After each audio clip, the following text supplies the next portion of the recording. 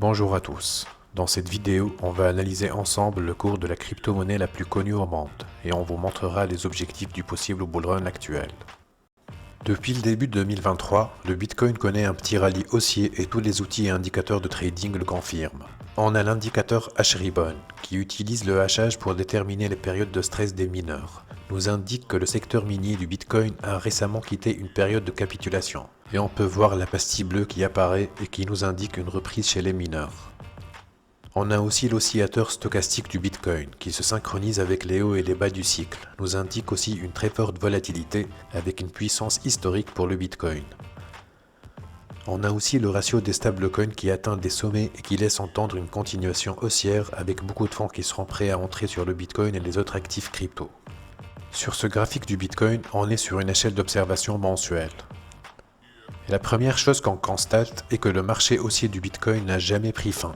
Malgré la faillite de plusieurs exchanges, les crises économiques, les crises sanitaires, les guerres, le Bitcoin n'a jamais été dans un marché baissier. Et depuis sa création jusqu'à maintenant, le marché haussier du Bitcoin n'a jamais pris fin. Petit rappel de ce qu'est un marché haussier. Selon la théorie de Dow, dans un marché haussier, on trouve des sommets de plus en plus hauts et des bas de plus en plus hauts. Et c'est exactement ce qu'on a ici. On a des sommets de plus en plus hauts et des bas de plus en plus hauts. On n'a jamais eu un bottom plus bas que le précédent.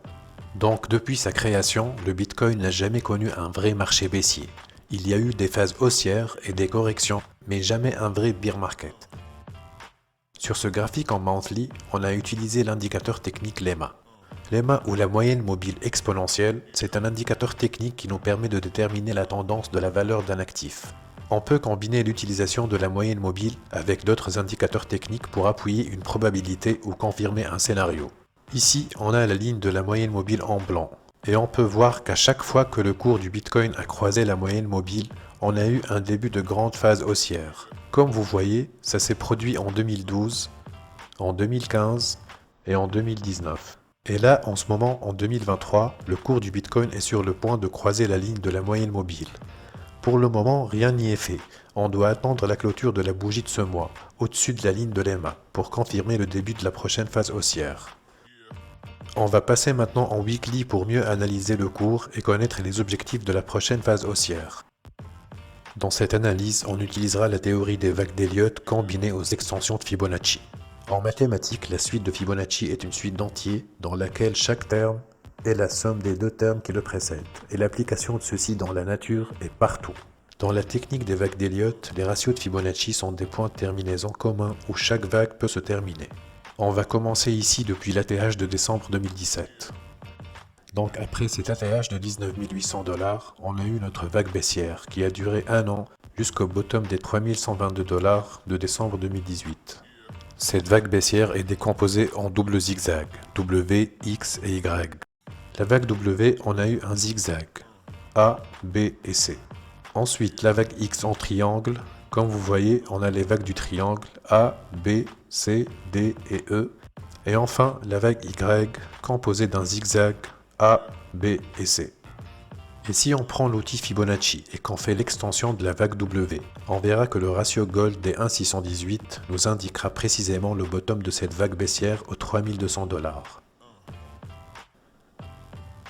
Ensuite, on a eu le début du bull run de 2019. Donc là, on devrait avoir une grande impulsive en 5 vagues, bien sûr. On a eu la vague 1, ensuite 2, la vague 3, la vague 4, et là, on est exactement au début de la vague 5 qui emmènera le Bitcoin vers un nouvel ATH. On revient ici, donc on a eu la vague 1 décomposée en impulsive, la vague 1, la vague 2, la vague 3, la vague 4 et la vague 5. Et on peut clairement voir que la sous-vague 3 de cette impulsive est elle-même décomposée en impulsive. Et pour confirmer cette vague 1 qui annonce le début du bull run, on fait le retracement de la précédente vague baissière et on trouve que la vague 1 s'est arrêtée à un niveau très important de Fibonacci, les 0,786%. Ensuite, on a eu la première vague corrective de ce bull run, la vague 2, composée en double zigzag, W, X et Y. Donc on devrait avoir un zigzag, ensuite la vague X en rebond, et ensuite le deuxième zigzag. Et encore une fois, la vague 2 a échoué exactement au niveau des 0,786% de retracement de Fibonacci de la vague 1. Ensuite, on a eu cette grande vague 3 composée en impulsive. Puisque la vague 3 doit être la plus puissante, vu que la confiance des investisseurs concernant la nouvelle tendance haussière est de plus en plus grande et que les volumes augmentent fortement, on a eu un Bitcoin qui est passé des 3000 et quelques dollars à 65 000 dollars en une année. Et encore une fois, on vous montre l'exactitude et la précision de l'outil Fibonacci. Si on prend l'extension de Fibo depuis l'ancien ATH ou le début du précédent cycle baissier jusqu'au bottom de décembre 2018, on verra que le ratio d'or, les 1,618 de l'extension de Fibonacci, a parfaitement projeté le sommet de notre grande vague 3. Ensuite, après la vague 3, on a eu notre deuxième vague corrective. La vague 4 décomposée en flat, A, B et C. On vous a montré dans la vidéo des structures correctives les règles et la composition du flat. On a eu la vague A et B décomposées en 3 sous-vagues et la vague C décomposée en 5 sous-vagues, qui forment une diagonale terminale qui a terminé le mouvement et marqué notre bottom actuel aux 15 400 dollars. Et bien sûr, comme d'habitude, l'incontournable outil Fibonacci nous indique précisément notre bottom avec le ratio d'or des 1,618. Il nous reste maintenant à former la dernière vague 5 qui emmènera le Bitcoin vers un nouvel ATH.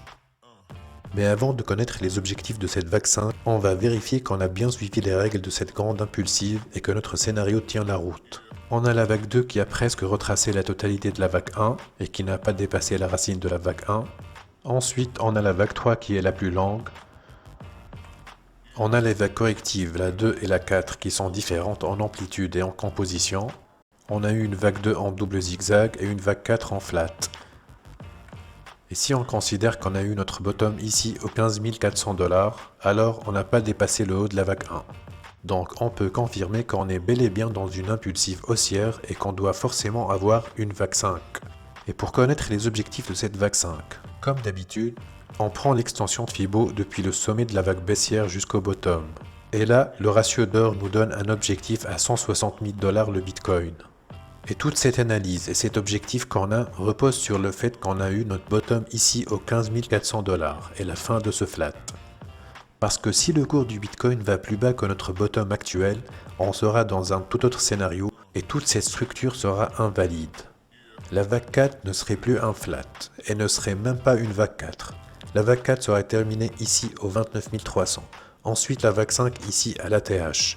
Et toute cette structure serait une grande vague 1.